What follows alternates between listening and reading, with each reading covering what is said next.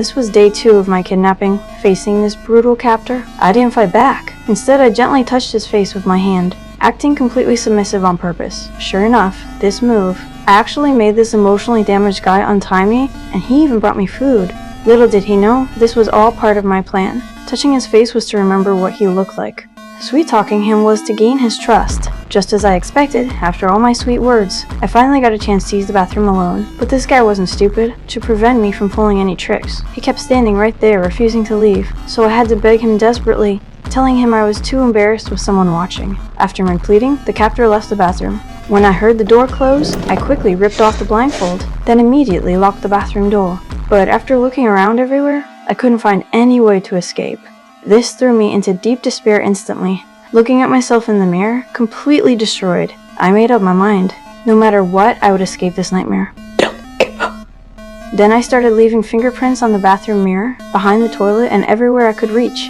Leaving my fingerprints everywhere, so police could later bring this criminal to justice. But as I stayed in there too long, the captor outside got impatient. When he saw I had locked the door, the captor instantly became furious. He grabbed tools ready to break the lock, but when he came back, he burst through the door.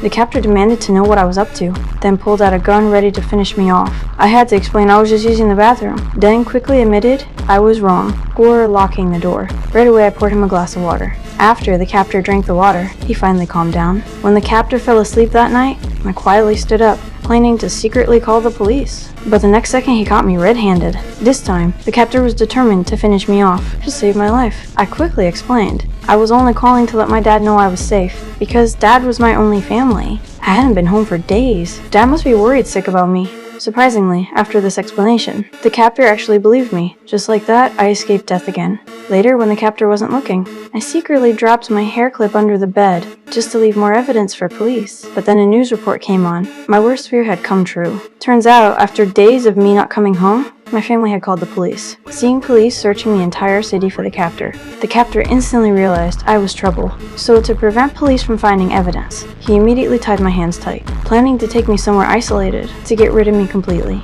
Sensing something was wrong, I begged for mercy, but it was completely useless. In the end, I was still thrown into his car,